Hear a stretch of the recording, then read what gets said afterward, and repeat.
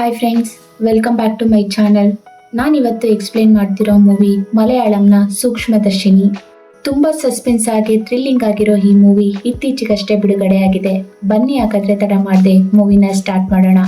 ಅದಕ್ಕೂ ಮುಂಚೆ ನೀವಿನ್ನು ನನ್ನ ಚಾನಲ್ನ ಸಬ್ಸ್ಕ್ರೈಬ್ ಆಗಿಲ್ಲ ಅಂದ್ರೆ ದಯವಿಟ್ಟು ಸಬ್ಸ್ಕ್ರೈಬ್ ಆಗಿ ಹಾಗೆ ಸಪೋರ್ಟ್ ಮಾಡಿ. ಮೂವಿ ಸ್ಟಾರ್ಟಿಂಗ್ ಅಲ್ಲಿ ನಮ್ಗೆ ಈ ಮೂವಿಯ ಮೇನ್ ಕ್ಯಾರೆಕ್ಟರ್ ಆಗಿರುವ ಪ್ರಿಯದರ್ಶಿನಿನ ತೋರಿಸ್ತಾರೆ. ಇವಳು ಒಂದು ಕಂಪನಿಯಲ್ಲಿ ಕೆಲಸಕ್ಕೋಸ್ಕರ ಫೇಕ್ ಎಕ್ಸ್ಪೀರಿಯನ್ಸ್ ಲೆಟರ್ನ ಕೊಟ್ಟು ಜಾಬ್ಗೆ ಅಪ್ಲೈ ಮಾಡಿರ್ತಾಳೆ. ಅದೇ ಸಮಯಕ್ಕೆ ಹೊರಗಡೆಯಿಂದ ಜೋರಾಗಿ ಏನೋ ಸೌಂಡ್ ಬರುತ್ತೆ. ಅದಕ್ಕೋಸ್ಕರ ಅವಳು ಹೊರಗಡೆ ಬಂದು ನೋಡಿದ್ರೆ ಅವಳ ಕಾರಿಗೆ ಯಾರೋ ಡ್ಯಾಶ್ ಮಾಡಿ ಅವಳ ಕಾರ್ನ ಡ್ಯಾಮೇಜ್ ಮಾಡಿ ಹೋಗಿರ್ತಾರೆ. ಇವಾಗಲೇ ಈ ಮೂವಿ ಹಾಗೆ ಮೂವಿ ಟೈಟಲ್ ಕೂಡ ಸ್ಟಾರ್ಟ್ ಆಗತ್ತೆ.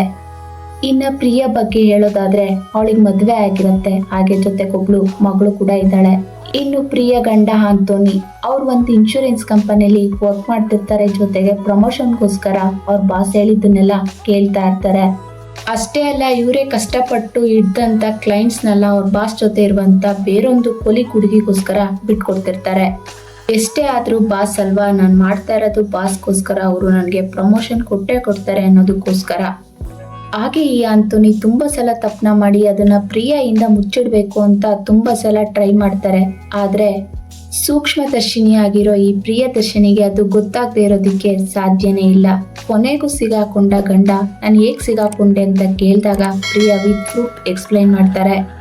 ನೆಕ್ಸ್ಟ್ ಸೀನಲ್ಲಿ ಪ್ರಿಯ ಜಾಬ್ ಅಪ್ಲೈ ಮಾಡಿದಂತ ಕಂಪನಿಯವರು ಇಂಟರ್ವ್ಯೂಗೆ ಕರೆದಿರ್ತಾರೆ. ಅದೇ ಕಂಪನಿಗೆ ಪ್ರಿಯಾ ಕಾಲೋನಿಯ ಸ್ಟೆಫಿನ್ ಕೂಡ ಬಂದಿರ್ತಾರೆ. ಇಬ್ರು ಕೂಡ ಇಂಟರ್ವ್ಯೂನ ಅಟೆಂಡ್ ಮಾಡ್ಬಿಟ್ಟು ಒಟ್ಟಿಗೆ ಮನೆಗೆ ಹೊರಡ್ತಾರೆ.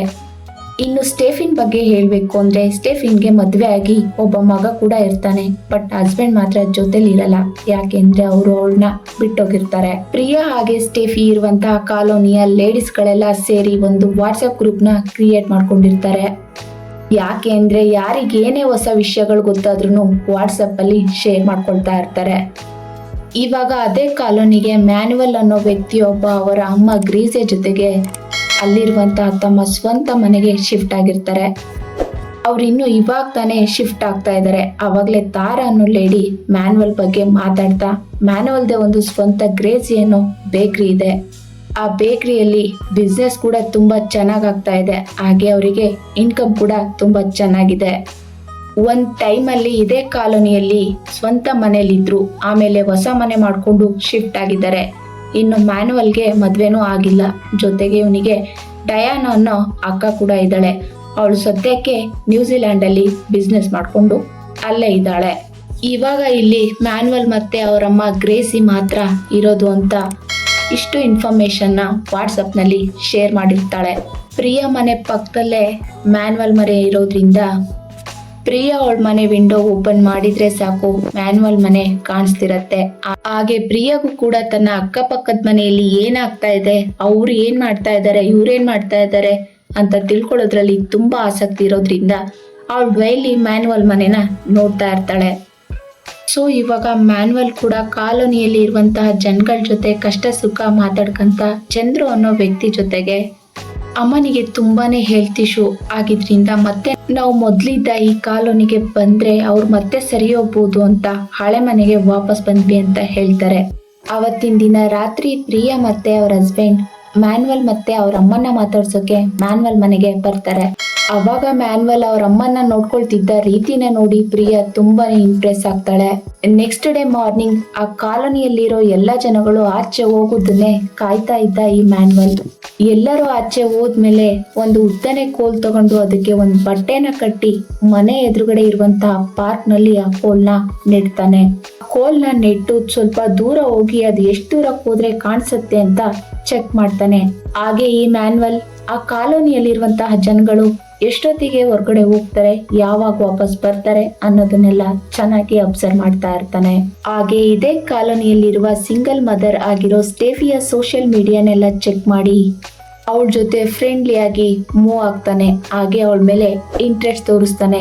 ಇದೆಲ್ಲಾನು ಸ್ಟೆಫಿ ಗೊತ್ತಾಗಿ ಅವಳು ಕೂಡ ಮ್ಯಾನ್ಯುವಲ್ ನ ಇಷ್ಟಪಡೋದಿಕ್ಕೆ ಶುರು ಮಾಡ್ಕೊಳ್ತಾಳೆ. ಆದ್ರೆ ಮ್ಯಾನ್ಯುವಲ್ ಸ್ಟೆಫಿನ್ ಹತ್ರ ಕಾಲೋನಿಯಲ್ಲಿ ಇರುವಂತಹ ಡೀಟೇಲ್ಸ್ನೆಲ್ಲ ಕಲೆಕ್ಟ್ ಮಾಡ್ಕೊಳ್ತಾ ಇರ್ತಾನೆ. ಇನ್ನೊಂದ್ ಕಡೆ ಪ್ರಿಯಾ ಮ್ಯಾನ್ಯುವಲ್ ಅಮ್ಮ ಗ್ರೇಸಿ ಹತ್ರ ಮಾತಾಡೋಕೆ ಟ್ರೈ ಮಾಡ್ತಾಳೆ. ಆದ್ರೆ ಗ್ರೇಸಿ ಮಾತ್ರ ಪ್ರಿಯಾ ಜೊತೆ ಮಾತಾಡದೆ ಹಾಗೆ ಒಳಗಡೆ ಹೋಗ್ಬಿಡ್ತಾರೆ. ಹೀಗೆ ಮ್ಯಾನ್ಯುವಲ್ ಯಾವಾಗಲೂ ಕೂಡ ಮನೆ ಕಿಟಕಿ ಡೋರ್ನ ಕ್ಲೋಸ್ ಮಾಡ್ತಾನೆ ಇರ್ತಾರೆ. ಯಾಕೆ ಅಂದರೆ ಅವ್ರ ಮನೇಲಿ ನಡೆಯೋ ಯಾವುದೇ ಒಂದು ವಿಷಯನೂ ಹೊರಗಡೆ ಹೋಗಬಾರ್ದು ಅಂತ.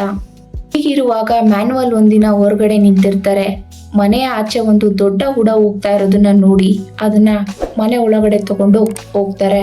ಅದೇ ಟೈಮಿಗೆ ಪ್ರಿಯಾ ಕೂಡ ಅದನ್ನ ನೋಡಿ ಈ ಮ್ಯಾನ್ಯುವಲ್ ಯಾವುದೋ ಹುಳನ ಮನೆ ಒಳಗಡೆ ತಗೊಂಡು ಹೋಗ್ತಿದ್ದಾರಲ್ಲ ಅಂತ ಅನ್ಕೊಳ್ತಾಳೆ.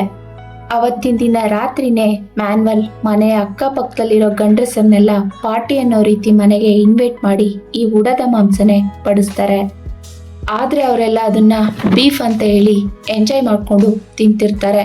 ಮ್ಯಾನ್ಯುವಲ್ ಮಾತ್ರ ನಾನಿವತ್ತು ಉಪವಾಸ ಇದ್ದೀನಿ ಅಂತೇಳಿ ತಪ್ಪಿಸ್ಕೊಳ್ತಾರೆ.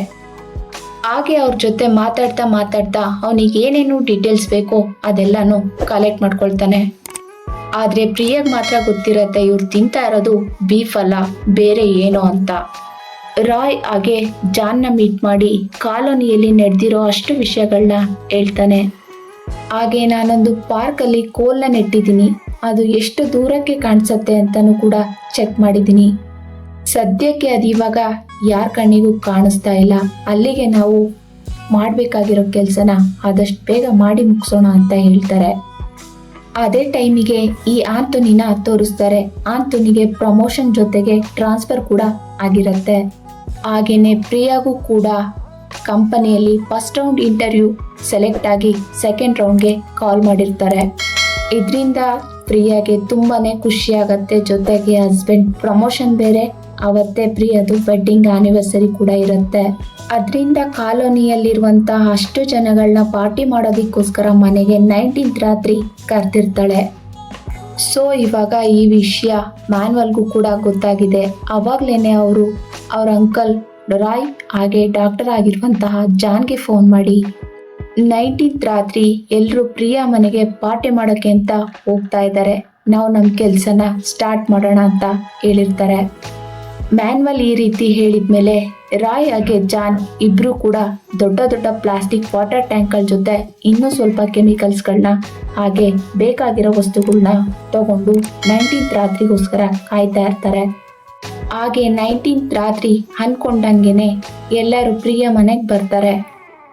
ಮ್ಯಾನ್ಯುವಲ್ ಕೂಡ ನಾನು ಹೋಗದೆ ಇದ್ರೆ ಎಲ್ಲಿ ನನ್ನ ಮೇಲೆ ಡೌಟ್ ಬರುತ್ತೋ ಅಂತ ಒಂದೇ ಒಂದು ಕಾರಣಕ್ಕೆ ಅವನು ಕೂಡ ಒಂದು ಗಿಫ್ಟ್ನ ತಗೊಂಡು ಪ್ರಿಯ ಮನೆಗೆ ಬರ್ತಾನೆ. ಎಲ್ಲ ಬಂದ್ಮೇಲೆ ಪ್ರಿಯಾ ಇನ್ನೇನು ಕೇಕ್ ಕಟ್ ಮಾಡಿ ತಿನ್ಸೋ ಟೈಮ್ಗೆ ಮ್ಯಾನ್ಯುವಲ್ ಮನೆಯಲ್ಲಿ ಬೆಂಕಿ ಹತ್ತಿರೋದು ಕಾಣಿಸುತ್ತೆ. ಅದೇ ತಕ್ಷಣ ಪ್ರಿಯಾ ಎಲ್ಲರಿಗೂ ಹೇಳ್ತಾರೆ. ಹಾಗೆ ಎಲ್ಲರೂ ಕೂಡ ಮ್ಯಾನ್ಯುವಲ್ ಮನೆ ಹತ್ರ ಓಡೋಗ್ತಾರೆ. ಅಲ್ಲಿ ಏನಾಗಿದೆ, ಯಾಕೆ ಬೆಂಕಿ ಹತ್ಕೊಂಡಿದೆ ಅಂತ ನೋಡಿದ್ರೆ ತುಂಬಾ ಹೊತ್ತಿಂದ ಐರನ್ ಬಾಕ್ಸ್ ಆನಲ್ಲೇ ಇರೋದ್ರಿಂದ ಬೆಂಕಿ ಹತ್ಕೊಂಡಿದೆ ಅಂತ ಗೊತ್ತಾಗತ್ತೆ. ಇದ್ರ ಜೊತೆಗೆ ಮ್ಯಾನ್ಯುವಲ್ ಅಮ್ಮ ಗ್ರೇಸಿ ಕೂಡ ಕಾಣಿಸ್ತಾ ಇರಲ್ಲ. ಹಾಗಾಗಿ ಪೊಲೀಸ್ ಕಂಪ್ಲೇಂಟ್ ಕೂಡ ಆಗತ್ತೆ. ಇದ್ರ ಬಗ್ಗೆ ಮ್ಯಾನ್ಯುವಲ್ನ ವಿಚಾರಿಸಿದಾಗ ಮ್ಯಾನ್ಯುವಲ್ ಹೇಳ್ತಾನೆ, ಅಮ್ಮನಿಗೆ ತುಂಬಾ ದಿನಗಳಿಂದ ಅಲ್ಝೈಮರ್ ಅನ್ನೋ ಒಂದು ಕಾಯಿಲೆ ಇದೆ, ಅಂದ್ರೆ ಒಂದು ರೀತಿಯ ಮರವಿನ ಕಾಯಿಲೆ. ಅದಕ್ಕೋಸ್ಕರ ನಾನು ಅವ್ರನ್ನ ಎಲ್ಲಿಗೂ ಕಳಿಸ್ತಾ ಇರ್ಲಿಲ್ಲ, ಮನೆಯಲ್ಲೇ ಇಟ್ಕೊಂಡು ತುಂಬಾ ಚೆನ್ನಾಗಿ ನೋಡ್ಕೊಳ್ತಾ ಇದ್ದೆ. ಹಾಗೆ ಇವತ್ತು ಕೂಡ ಟ್ಯಾಬ್ಲೆಟ್ಸ್ನೆಲ್ಲ ಕೊಟ್ಬಿಟ್ಟು ಮಲಗಿಸ್ ಬಂದ್ಬಿಟ್ಟಿದ್ದೆ. ಆದ್ರೆ ಅಮ್ಮ ಎದ್ಬಿಟ್ಟು ಬಟ್ಟೆನ ಐರನ್ ಮಾಡ್ಕೊಳ್ಳೋಕೆ ಹೋಗಿ ಐರನ್ ಬಾಕ್ಸ್ನ ಆನಲ್ಲಿಟ್ಟು ಮರ್ತು ಬಿಟ್ಟಿದ್ದಾರೆ ಅಂತ ಅನ್ಸತ್ತೆ. ಐರನ್ ಬಾಕ್ಸ್ ಆನ್ ಆಗಿರೋದನ್ನ ಮರೆತು ಅವ್ರು ಎಲ್ಲೋ ಹೋಗಿದ್ದಾರೆ ಅಂತ ಮಾತಾಡ್ತಾ ಇರ್ತಾನೆ. ಅವಾಗೆ ಒಂದು ಫೋನ್ ಕಾಲ್ ಬರುತ್ತೆ, ಅವರು ರೈಲ್ವೆ ಸ್ಟೇಷನ್ ಅಲ್ಲಿ ಇದ್ದಾರೆ ಅಂತ ಗೊತ್ತಾಗತ್ತೆ. ಅದಕ್ಕೆ ಅವ್ರನ್ನ ರೈಲ್ವೆ ಸ್ಟೇಷನ್ ಇಂದ ಪೊಲೀಸ್ ಸ್ಟೇಷನ್ಗೆ ಕರ್ಕೊಂಡು ಬಂದು ಕೂರ್ಸ್ಕೊಂಡಿರ್ತಾರೆ. ಆಂಟೋನಿ ಹೇಳ್ತಾರೆ, ನನಗೆ ತುಂಬಾ ಪರಿಚಯ ಇರುವಂತ ಒಬ್ಬ ನರ್ಸ್ ಇದ್ದಾರೆ, ಅವ್ರ ನಂಬರ್ ನನ್ನ ಹಳೆ ಮೊಬೈಲಲ್ಲಿದೆ, ನಿಮ್ಗೆ ಏನಾದರೂ ಬೇಕು ಅಂದರೆ ನಿಮಗೆ ಕೊಡ್ತೀನಿ. ಅಮ್ಮನ್ ಕೂಡ ಅವರು ತುಂಬ ಚೆನ್ನಾಗಿ ನೋಡ್ಕೊಳ್ತಾರೆ ಅಂತ ಹೇಳ್ತಾರೆ. ಅದಕ್ಕೆ ಮ್ಯಾನ್ಯುವಲ್ ಕೂಡ ಸರಿ ಅಂತ ಒಪ್ಕೊಳ್ತಾರೆ. ನಂತರ ಪ್ರಿಯ ಮನೆಯಿಂದ ಎಲ್ಲರೂ ವಾಪಸ್ ಅವ್ರವ್ರ ಮನೆಗೆ ಹೊರಡ್ತಾರೆ. ಆಗ್ಲೇನೆ ಜಾನ್ ಹಾಗೆ ರಾಯ್ ಇಬ್ರು ಕೂಡ ಮ್ಯಾನ್ಯುವಲ್ ಹತ್ರ ಬಂದು ಇಷ್ಟು ಪಕ್ಕಾ ಪ್ಲಾನ್ ಮಾಡಿದ್ರು ಕೂಡ ಫ್ಲಾಪ್ ಆಯ್ತು, ಹೋಗ್ಲಿ ಬಿಡು, ಅಮ್ಮನ್ನ ಚೆನ್ನಾಗಿ ನೋಡ್ಕೊ, ಮತ್ತೆ ನೆಕ್ಸ್ಟ್ ವೀಕಲ್ಲಿ ಪ್ಲಾನ್ ಮಾಡೋಣ ಅಂತ ಹೇಳಿ ಅವರು ಕೂಡ ಅಲ್ಲಿಂದ ಹೊರಡ್ತಾರೆ. ಇವಾಗ ಪ್ರಿಯ ತಲೆಗೆ ಒಂದು ಯೋಚನೆ ಬರುತ್ತೆ. ಪ್ರಿಯ ಮೊದಲಿಂದನೂ ಕೂಡ ಚಿಕ್ಕ ಪುಟ್ಟ ವಿಷಯಗಳನ್ನ ತುಂಬ ಸೂಕ್ಷ್ಮವಾಗಿ ನೋಡ್ತಿರ್ತಾರೆ. ಅಂಥದ್ರಲ್ಲಿ ಗ್ರೇಸಿನ ನೋಡ್ತಾ ಇದ್ರೆ ಅವರಿಗೆ ಅಲ್ಝೈಮರ್ ಕಾಯಿಲೆ ಇದೆ ಅಂತ ನನಗೆ ಅನ್ನಿಸ್ತಾ ಇಲ್ಲ. ಯಾಕೆ ಅಂದರೆ ಗ್ರೇಸಿ ಚಿಕ್ಕ ಚಿಕ್ಕ ವಿಷಯಗಳನ್ನೆಲ್ಲ ನೆನ್ಪಿಟ್ಕೊಳ್ತಾರೆ. ಮನೆಯಿಂದ ಹೊರಗಡೆ ಸ್ಲಿಪ್ಪರ್ನ ಬಿಡೋದ್ರಿಂದ ರಾತ್ರಿ ಮಲಗುವಾಗ ಅವ್ರ ಕನ್ನಡಕನ ತೆಗ್ದಿಟ್ಟು ಮಲಗೋವರೆಗೂ ಎಲ್ಲ ಕೆಲಸನೂ ತುಂಬಾ ಚೆನ್ನಾಗಿ ಮಾಡ್ತಾರೆ. ಅಂಥದ್ರಲ್ಲಿ ಅವರಿಗೆ ಈ ಮರವಿನ ಕಾಯಿಲೆ ಇರೋದಿಕ್ಕೆ ಹೇಗ್ ಸಾಧ್ಯ, ಅವರಿಗೆ ಈ ಕಾಯಿಲೆ ಇರೋದಿಕ್ಕೆ ಚಾನ್ಸೇ ಇಲ್ಲ ಅಂತ ಹೇಳಿ ಅವ್ರ ಮನೆ ಕಡೆ ಜಾಸ್ತಿ ಅಬ್ಸರ್ವ್ ಮಾಡೋಕ್ಕೆ ಶುರು ಮಾಡ್ಕೊಳ್ತಾರೆ. ಇನ್ನೊಂದು ಕಡೆ ಮ್ಯಾನ್ವಲ್ ಹೇಗಾದ್ರೂ ಮಾಡಿ ನಾವು ಅಂದ್ಕೊಂಡಿರೋ ಕೆಲಸನ ಮಂಗಳವಾರದಷ್ಟರಲ್ಲಿ ಮಾಡಿ ಮುಗಿಸ್ಬೇಕು, ಈ ಪ್ಲಾನ್ನ ನಾವು ಸಕ್ಸಸ್ ಮಾಡಲೇಬೇಕು ಅಂದ್ಕೊಂಡು ಸ್ಟೇಫಿ ಹತ್ರ ಬಂದು ಮಂಗಳವಾರ ನನಗೆ ತುಂಬಾನೇ ಕೆಲಸ ಇದೆ, ಹಾಗೆ ಅಮ್ಮನ ನೋಡ್ಕೊಳ್ಳೋದಿಕ್ಕೆ ಬೇರೆ ಯಾರು ಇರೋದಿಲ್ಲ ಅಂತ ಹೇಳ್ತಾನೆ. ಅದಕ್ಕೆ ಸ್ಟೇಫಿ ನಾನೇ ಆಫೀಸ್ಗೆ ರಜಾ ಹಾಕಿ ಅಮ್ಮನ ನೋಡ್ಕೊಳ್ತೀನಿ ಅಂತ ಹೇಳ್ತಾಳೆ. ಇದನ್ನ ಕೇಳಿ ಮ್ಯಾನ್ಯುವಲ್ಗೆ ಕೂಡ ತುಂಬಾನೇ ಖುಷಿ ಆಗತ್ತೆ. ನಂತರ ಮ್ಯಾನ್ಯುವಲ್ ಅವ್ರ ಅಂಕಲ್ ರಾಯ್ ಮತ್ತೆ ಜಾನ್ನ ಮೀಟ್ ಮಾಡ್ತಾರೆ. ಮ್ಯಾನ್ಯುವಲ್ ಮೀಟ್ ಮಾಡಿದಾಗ ಅವರು ಒಂದು ಕೈಗೆ ಒಂದು ಪಾಯ್ಸನ್ ಬಾಟಲ್ ಜೊತೆಗೆ ಸ್ಲೀಪಿಂಗ್ ಟ್ಯಾಬ್ಲೆಟ್ಸ್ನ ಕೊಡ್ತಾರೆ.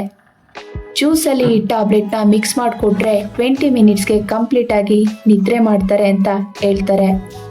ಅದಕ್ಕೆ ಮ್ಯಾನ್ಯುವಲ್ ಕೂಡ ಸರಿ ಅಂತೇಳಿ ಆ ಟ್ಯಾಬ್ಲೆಟ್ಸ್ಗಳನ್ನ ತಗೊಳ್ತಾರೆ.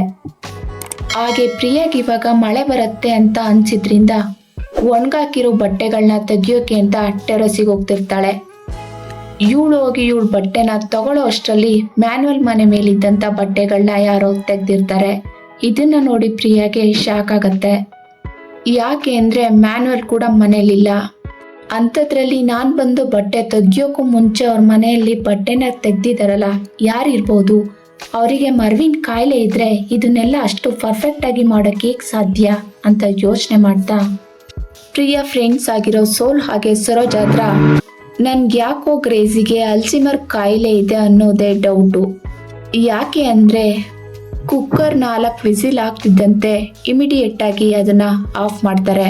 ಹಾಗೆ ಅವ್ರು ಮಾಡ್ಬೇಕಾಗಿರೋ ಮನೆ ಕೆಲಸನೆಲ್ಲ ಅಷ್ಟು ನೀಟಾಗಿ ಮಾಡ್ತಾರೆ.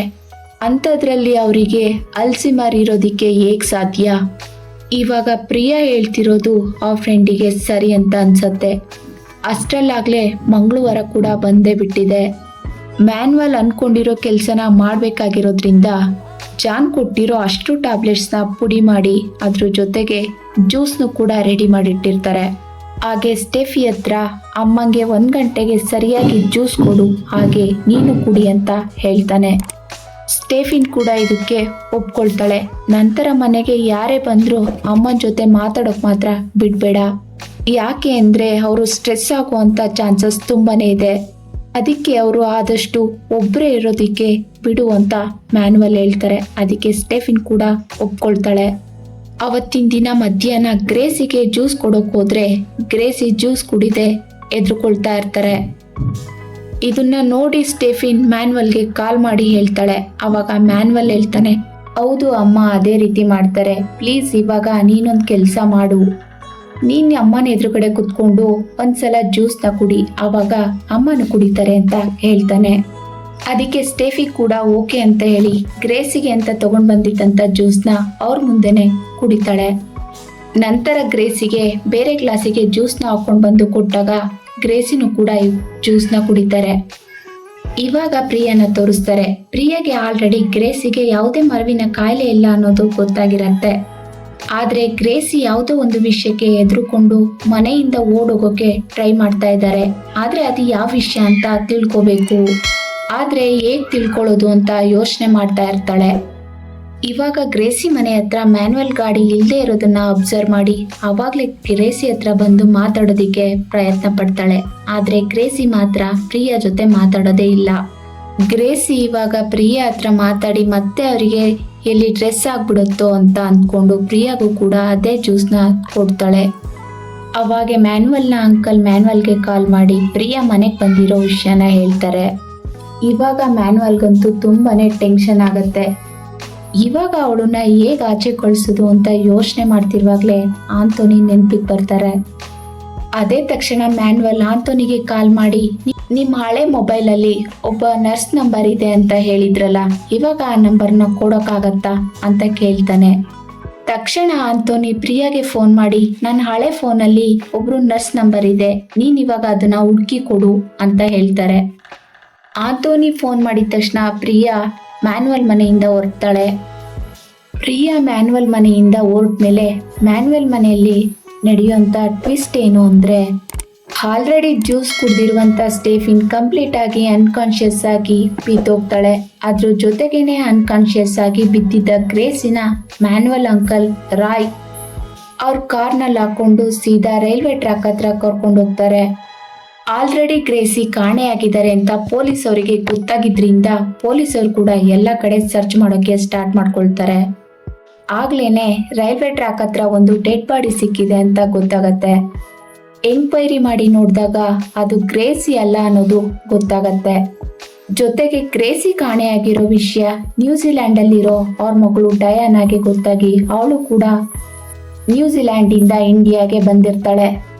ಪೊಲೀಸ್ ಅವರು ಡಯಾನ ಜೊತೆ ಮಾತಾಡುವಾಗ ಗ್ರೇಸಿ ಯಾವಾಗಿಂದ ಕಾಣೆಯಾಗಿದ್ದಾರೆ ಅನ್ನೋ ವಿಷಯ ಮಾತ್ರ ಗೊತ್ತಾಗ್ತಿಲ್ಲ. ಯಾಕೆ ಅಂದ್ರೆ ಗ್ರೇಸಿ ಮನೆಯಿಂದ ಹೋಗಿರೋದನ್ನ ಯಾರು ನೋಡಿಲ್ಲ. ಅದ್ರ ಜೊತೆಗೆ ಅಲ್ಲಿರುವ ಯಾವ CCTV ಕ್ಯಾಮ್ರಾದಲ್ಲೂ ಕೂಡ ಗ್ರೇಸಿ ಮನೆಯಿಂದ ಹೋಗಿರೋದು ಎಲ್ಲೂ ಕ್ಯಾಪ್ಚರ್ ಆಗಿಲ್ಲ. ಅದಕ್ಕೆ ಅವರು ಯಾವಾಗ ಹೋದ್ರು ಅನ್ನೋ ಡೀಟೇಲ್ಸ್ ನಮ್ಗಿನ್ನೂ ಸಿಕ್ಕಿಲ್ಲ ಅಂತ ಹೇಳ್ತಾರೆ. ಇನ್ನೊಂದ್ ಕಡೆ ಪ್ರಿಯಾಗೆ ಮ್ಯಾನ್ಯುವಲ್ ಮೇಲೆ ಡೌಟ್ ಬಂದಿರತ್ತೆ. ಹಾಗೆ ಗ್ರೇಸಿ ಕಾಣೆಯಾಗಿರೋದಕ್ಕೂ ಇವನಿಗೂ ಏನೋ ಸಂಬಂಧ ಇದೆ, ಇವನೇ ಏನಾದ್ರೂ ಮಾಡಿರ್ತಾನೆ ಅಂತ ಪ್ರಿಯಾಗೆ ತುಂಬಾ ಅನ್ನಿಸ್ತಾ ಇರತ್ತೆ. ಈ ತರ ಯಾಕೆ ಅವಳಿಗೆ ಅನ್ಸುತ್ತೆ ಅಂದ್ರೆ ಅವತ್ತು ಪ್ರಿಯಾ ಮ್ಯಾನ್ಯುವಲ್ ಮನೆಗೆ ಹೋದಾಗ ಆಂಟೋನಿಗೆ ಫೋನ್ ಮಾಡ್ಬಿಟ್ಟು ನರ್ಸ್ ನಂಬರ್ ಕೇಳಿ ಪ್ರಿಯಾನ ಅವ್ರ ಮನೆಯಿಂದ ಹೊರಗಡೆ ಕಳ್ಸಿರ್ತಾನೆ. ಅದಕ್ಕೋಸ್ಕರ ಅವಳಿಗೆ ಇದ್ರಲ್ಲಿ ಏನೋ ಒಂದು ಮಿಸ್ ಹೊಡಿತಾ ಇದೆ ಅಂತ ತುಂಬಾ ಅನ್ನಿಸ್ತಾ ಇರತ್ತೆ. ನೆಕ್ಸ್ಟ್ ಸೀನಲ್ಲಿ ಡಯಾನ ಫೋನಲ್ಲಿ ಮಾತಾಡ್ಕೊಂಡು ಆಚೆ ಬರ್ತಾರೆ. ಇದನ್ನ ನೋಡಿದಂತ ಪ್ರಿಯಾ ಡಯಾನ ಹತ್ರ ಹೋಗಿ ಅವಳನ್ನ ಮಾತಾಡಿಸಿ ಪರಿಚಯ ಮಾಡ್ಕೊಂಡು ಅವಳ ಫೋನ್ ನಂಬರ್ ಕೂಡ ತಗೊಳ್ತಾಳೆ. ನಂತರ ಡಯಾನ ಮ್ಯಾನ್ಯುವಲ್ ಹತ್ರ ಹೋಗಿ ನನಗೆ ನ್ಯೂಜಿಲ್ಯಾಂಡ್ ಅಲ್ಲಿ ತುಂಬಾನೇ ಕೆಲಸ ಜೊತೆಗೆ ಮೀಟಿಂಗ್ಸ್ ಕೂಡ ಇದೆ, ಎಲ್ಲ ಮುಗ್ದಿದ್ರೆ ನಾನಿವಾಗ ಓಡ್ಬೋದು ಅಂತ ಕೇಳ್ತಾಳೆ. ಅದಕ್ಕೆ ಮ್ಯಾನ್ಯುವಲ್ ಕೂಡ ಸರಿ ಅಂತ ಒಪ್ಪಿಗೆ ಕೊಟ್ಟು ಡಯಾನನ ಏರ್ಪೋರ್ಟ್ಗೆ ಕರ್ಕೊಂಡೋಗಿ ಬಿಡ್ತಾನೆ. ಅವತ್ತಿನ ದಿನ ರಾತ್ರಿ ರಾಯ್ ಮತ್ತೆ ಜಾನ್ ಇಬ್ರು ಕೂಡ ಮ್ಯಾನ್ಯುವಲ್ ಮನೆ ಹತ್ರ ದೊಡ್ಡ ದೊಡ್ಡ ವಾಟರ್ ಟ್ಯಾಂಕ್ ಹಾಗೆ ಕೆಲವೊಂದು ಕೆಮಿಕಲ್ಸ್ಗಳನ್ನೆಲ್ಲ ಮನೆ ಒಳಗಡೆ ತಗೊಂಡು ಹೋಗ್ತಿರ್ತಾರೆ. ಈ ಸೌಂಡ್ ಇಂದ ಪ್ರಿಯಾಗೆ ಎಚ್ಚರ ಆಗಿ ಅವಳು ಎದ್ದು ಬಂದು ಮ್ಯಾನ್ಯುವಲ್ ಮನೆ ಕಡೆ ನೋಡಿದ್ರೆ ಪ್ರಿಯಾಗೆ ಮ್ಯಾನ್ಯುವಲ್ ಮನೆಯಲ್ಲಿ ಗ್ರೇಸಿ ಕಾಣಿಸ್ಕೊಳ್ತಾರೆ. ಇದರಿಂದ ಪ್ರಿಯಾಗೆ ತುಂಬಾನೇ ಭಯ ಆಗಿ ಮತ್ತೊಂದ್ಸಲ ನೋಡಿದ್ರೆ ಅಲ್ಲಿ ಗ್ರೇಸಿ ಇರೋದಿಲ್ಲ. ಅವಾಗ್ಲೇ ಅಲ್ಲಿಗೆ ಬಂದಂತ ಆಂಟೋನಿ ಹತ್ರ ಪ್ರಿಯಾ ಹೇಳ್ತಾಳೆ, ನಾನು ಇವಾಗ ತಾನೇ ಅಲ್ಲಿ ಗ್ರೇಸಿನ ನೋಡಿದ್ದೆ, ಬಟ್ ಇನ್ನೊಂದ್ಸಲ ತಿರುಗಿ ನೋಡೋ ಅಷ್ಟರಲ್ಲಿ ಅವರು ಅಲ್ಲಿ ಇರ್ಲಿಲ್ಲ. ಅದಕ್ಕೆ ಆಂಟೋನಿ ಹೇಳ್ತಾನೆ, ನೀನಿನ್ನೂ ಅದೇ ಭ್ರಮೇಲಿ ಇದೀಯಾ, ಅದಕ್ಕೆ ನಿನ್ಗೆ ಹಾಗೆಲ್ಲ ಅನ್ನಿಸ್ತಾ ಇದೆ, ಆದ್ರೆ ಗ್ರೇಸಿ ಇನ್ನೂ ಸಿಕ್ಕಿಲ್ಲ ಅಂತ ಹೇಳ್ತಾನೆ. ಆದ್ರೆ ಪ್ರಿಯಾಗ್ ಮಾತ್ರ ನಿಜವಾಗ್ಲೂ ಮ್ಯಾನ್ಯುವಲ್ ಮನೆಯಲ್ಲಿ ಏನು ನಡೀತಿದೆ ಅನ್ನೋದು ಕನ್ಫರ್ಮ್ ಆಗತ್ತೆ. ಅದನ್ನ ನೋಡ್ಬೇಕು ಅನ್ಕೊಂಡು ಮನೆಯಲ್ಲಿ ಮ್ಯಾನ್ಯುವಲ್ ಇಲ್ಲದೆ ಇರುವಾಗ ಅವ್ರ ಮನೆ ಹತ್ರ ಹೋಗಿ ಮನೆಯಲ್ಲಿ ಏನಾಗ್ತಿದೆ ಅನ್ನೋದನ್ನ ನೋಡ್ತಿರ್ತಾಳೆ. ಆವಾಗ ಮ್ಯಾನ್ಯುವಲ್ ಮನೆ ಒಳಗಡೆ ಇದ್ದಂತ ಜಾನ್ ಪ್ರಿಯಾನ ನೋಡಿ ತಕ್ಷಣ ಮ್ಯಾನ್ಯುವಲ್ಗೆ ಕಾಲ್ ಮಾಡಿ ಹೇಳ್ತಾನೆ. ಇದನ್ನ ಕೇಳಿ ಮ್ಯಾನ್ಯುವಲ್ ಮತ್ತೆ ಮನೆಗೆ ವಾಪಸ್ ಬರ್ತಾನೆ. ಇನ್ನೊಂದ್ ಕಡೆ ಪ್ರಿಯಾ ನನ್ನ ಮ್ಯಾನ್ಯುವಲ್ ಕಣ್ಣಿಗೆ ಕಾಣಿಸ್ಕೋಬಾರ್ದು ಅಂತ ತಪ್ಪಿಸ್ಕೊಳ್ಳೋಕೆ ನೋಡ್ತಾಳೆ. ಆದ್ರೆ ತಪ್ಪಿಸ್ಕೊಳಕ್ ಆಗಲ್ಲ. ಯಾಕೆ ಅಂದ್ರೆ ಮ್ಯಾನ್ಯುವಲ್ ಆಲ್ರೆಡಿ ಮನೆ ಹತ್ರ ಬಂದಿದ್ದಾನೆ. ಪ್ರಿಯಾನು ಕೂಡ ನೋಡ್ಬಿಡ್ತಾನೆ. ನಂತರ ಪ್ರಿಯಾ ಹತ್ರ ಹೋಗಿ ಮನೆಯಲ್ಲಿ ಓನರ್ ಇಲ್ಲದೆ ಇರುವಾಗ ಈ ತರ ಕಳ್ತನದಿಂದ ಬರಬಾರ್ದು ಅಂತ ಹೇಳ್ಬಿಟ್ಟು ಹೋಗ್ತಾನೆ. ಇವಾಗ ಮ್ಯಾನ್ಯುವಲ್ ಮನೆಗೆ ಬಂದು ನೋಡಿದ್ರೆ ಮನೆಯ ಬಾತ್ರೂಮ್ ಪೈಪ್ಸ್ ಎಲ್ಲ ಲೀಕ್ ಆಗ್ತಾ ಇರತ್ತೆ, ಅದರಲ್ಲಿ ಬ್ಲಡ್ ಸ್ಟೈನ್ಸ್ ಎಲ್ಲ ಇರತ್ತೆ. ಇದನ್ನ ನೋಡಿ ಮ್ಯಾನ್ಯುವಲ್ಗೆ ತುಂಬಾನೇ ಗಾಬರಿ ಆಗತ್ತೆ. ಹಾಗೆ ಇನ್ನೊಂದ್ ಕಡೆ ಜಾನ್ನ ತೋರಿಸ್ತಾರೆ. ಜಾನ್ ಮ್ಯಾನ್ಯುವಲ್ ಮನೆಯಲ್ಲಿರೋ ಟಾಯ್ಲೆಟ್ಗೆ ದೊಡ್ಡ ಡ್ರಮ್ಮಲ್ಲಿ ಇರುವಂತ ಬ್ಲಡ್ನೆಲ್ಲ ಟಾಯ್ಲೆಟ್ಗೆ ಹಾಕ್ತಿರ್ತಾನೆ.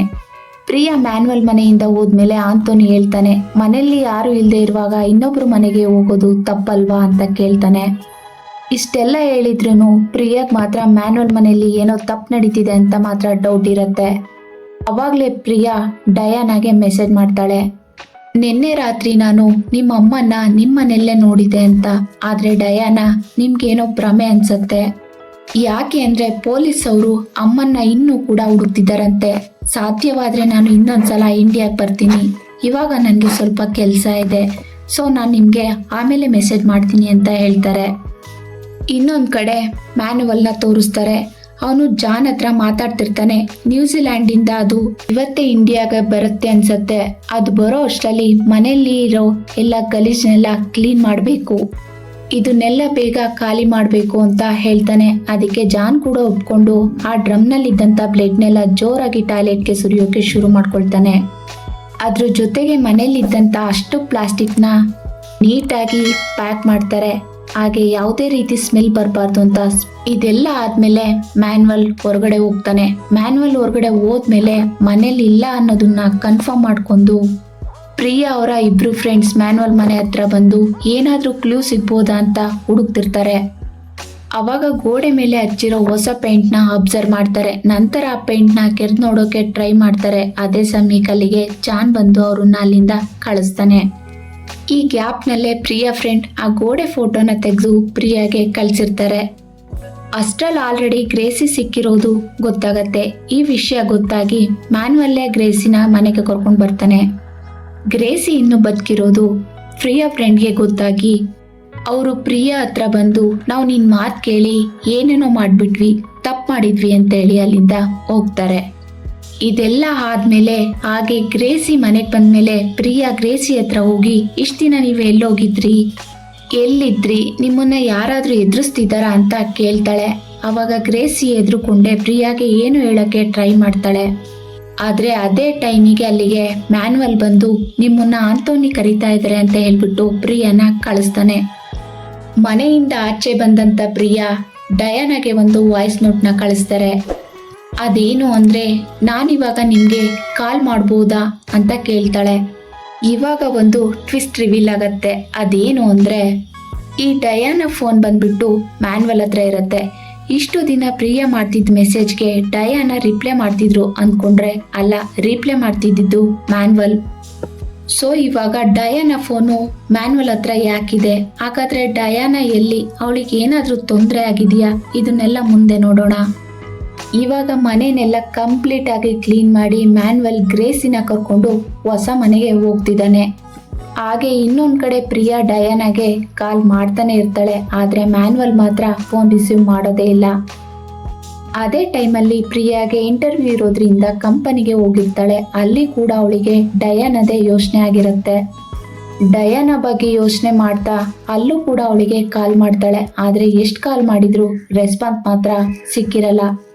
ಆದ್ರೆ ಇನ್ನೊಂದು ಟ್ವಿಸ್ಟ್ ಮಾತ್ರ ರಿವೀಲ್ ಆಗತ್ತೆ. ಅದೇನು ಅಂದ್ರೆ ಪ್ರಿಯಾ ಡಯಾನಾಗೆ ಕಾಲ್ ಮಾಡಿದಾಗ ಡಯಾನ ನಂಬರ್ ಸ್ವಿಚ್ ಆಫ್ ಆಗಿದೆ ಅಂತ ಬರ್ತಿದೆ. ಅದು ಕೂಡ ಮಲಯಾಳಂ ಲ್ಯಾಂಗ್ವೇಜ್ ಅಲ್ಲಿ. ಇದನ್ನ ಕೇಳಿಸ್ಕೊಂಡ ಪ್ರಿಯಾಗೆ ಇನ್ನೂ ಜಾಸ್ತಿ ತಲೆ ಕೆಟ್ಟೋಗುತ್ತೆ.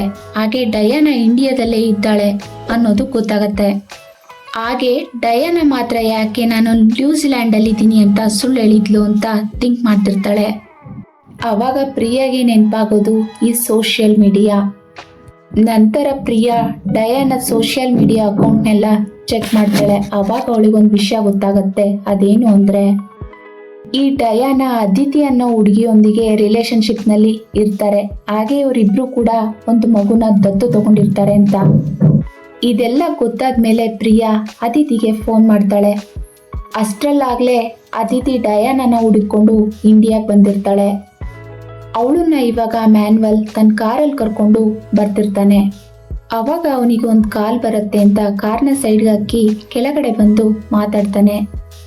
ಅವನಿಗೆ ಫೋನ್ ಮಾಡಿರೋದು ಬೇರೆ ಯಾರು ಅಲ್ಲ, ಅವ್ರ ಅಂಕಲ್ ರಾಯ್. ಇವಾಗ ಮ್ಯಾನ್ವಲ್ ಅವ್ರ ಹತ್ರ ಮಾತಾಡ್ತಾ ಈ ಅತಿಥಿ ಇವಾಗ್ಲೂ ಕೂಡ ಡಯಾನನ್ನ ಕೇಳ್ತಾ ಇದ್ದಾಳೆ. ಅವಳ ಜೊತೆ ಮಾತಾಡ್ಬೇಕು ಅಂತ ಇದ್ದಾಳೆ. ಇವಾಗ ಏನ್ ಮಾಡೋದು ಅಂತ ಕೇಳ್ತಾನೆ. ಇವಾಗ ಇನ್ನೊಂದು ಅಲ್ಟಿಮೇಟ್ ಟ್ವಿಸ್ಟ್ ರಿವೀಲ್ ಆಗತ್ತೆ. ಅದೇನು ಅಂದ್ರೆ ಈ ರಾಯ್ ಮ್ಯಾನ್ವಲ್ ಜೊತೆ ಮಾತಾಡ್ತಿರುವಾಗ ಪಕ್ಕದಲ್ಲೇ ಇದ್ದಂತ ಗ್ರೇಸಿ ಫೋನ್ನ ಇಸ್ಕೊಂಡು ಮಾತಾಡ್ತಾರೆ. ಅವಳನ್ನು ಕೂಡ ಡಯಾನ ಇರೋ ಪ್ಲೇಸಿಗೆ ಕಳಿಸ್ಬಿಡು ಅಂತ ಹೇಳ್ತಾಳೆ. ಆ ಟೈಮಲ್ಲೇ ಪ್ರಿಯಾ ಅದಿತಿ ಜೊತೆ ಚಾಟ್ ಮಾಡ್ತಾ ಇರ್ತಾಳೆ. ಇವಾಗ ಪ್ರಿಯಾಗೆ ಗೊತ್ತಾಗತ್ತೆ ಅದಿತಿ ತುಂಬಾ ಡೇಂಜರ್ ಅಲ್ಲಿ ಇದ್ದಾಳೆ ಅಂತ. ತಕ್ಷಣ ಪ್ರಿಯಾ ಅದಿತಿಗೆ ಫೋನ್ ಮಾಡಿ ನೀನು ಮ್ಯಾನ್ವಲ್ ಜೊತೆ ಇರೋದು ಸೇಫ್ ಅಲ್ಲ ಅಂತ ಹೇಳ್ತಾ ಇರ್ತಾಳೆ. ಅಷ್ಟರಲ್ಲಿ ಮ್ಯಾನ್ವಲ್ ಕಾರ್ ಒಳಗಡೆ ಬಂದು ಅದಿತಿ ಫೇಸ್ ಮೇಲೆ ಒಂದು ಸ್ಪ್ರೇನ ಹೊಡಿತಾನೆ. ಅವಾಗ ಅವಳು ಅನ್ಕಾನ್ಶಿಯಸ್ ಆಗಿ ಬಿದ್ದೋಗ್ತಾಳೆ. ಇವಳು ಅನ್ಕಾನ್ಶಿಯಸ್ ಆಗೋಕ್ಕೂ ಮುಂಚೆನೆ ಪ್ರಿಯಾಗ ಒಂದು ವಿಡಿಯೋನ ಕಳ್ಸಿರ್ತಾಳೆ. ಅದೇನು ಅಂದ್ರೆ ಅವಳು ಕಳ್ಸಿರುವಂತ ವಿಡಿಯೋದಲ್ಲಿ ಗ್ರೇಸಿ ಮಾತಾಡಿರ್ತಾಳೆ. ಗ್ರೇಸಿ ಮಾತಾಡ್ತಾ ಹೇಳಿರ್ತಾರೆ, ಡಯಾನ ನನಗೆ ಆರೋಗ್ಯ ಸರಿ ಇಲ್ಲ, ನನಗೆ ಏನಾಗತ್ತೆ ಅಂತ ಗೊತ್ತಿಲ್ಲ. ಅದಕ್ಕೂ ಮುಂಚೆ ನಾನು ನಿನ್ನನ್ನು ಒಂದ್ಸಲ ನೋಡ್ಬೇಕು ಅನ್ಸ್ತಾ ಇದೆ, ಪ್ಲೀಸ್ ಮನೆಗೆ ಬಾ ಅಂತ ಫೀಲ್ ಮಾಡ್ಕೊಂಡು ಹೇಳಿರ್ತಾರೆ.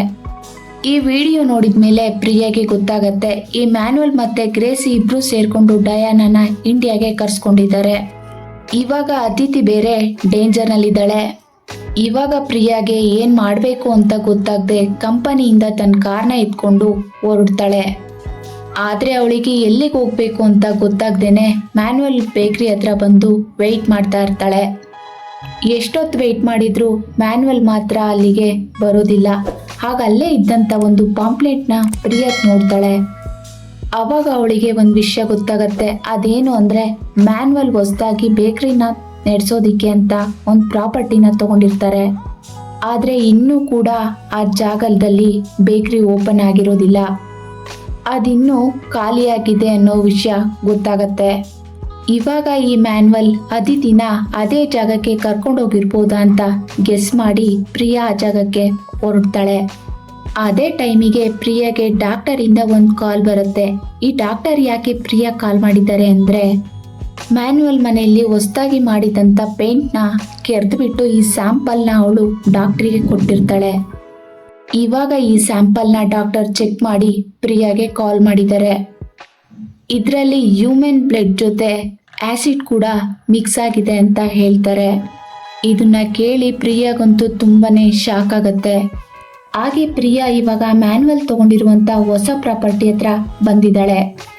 ಬಂದು ನೋಡಿದ್ರೆ ಮ್ಯಾನ್ಯುವಲ್ ಹಾಗೆ ಜಾನ್ ಇವಾಗ ಅತಿಥಿನ ಸಾಯಿಸೋಕೆ ಟ್ರೈ ಮಾಡ್ತಾ ಇದ್ದಾರೆ. ಇದನ್ನ ನೋಡಿ ಪ್ರಿಯಾ ಜೋರಾಗಿ ಸೌಂಡ್ ಮಾಡ್ತಾಳೆ.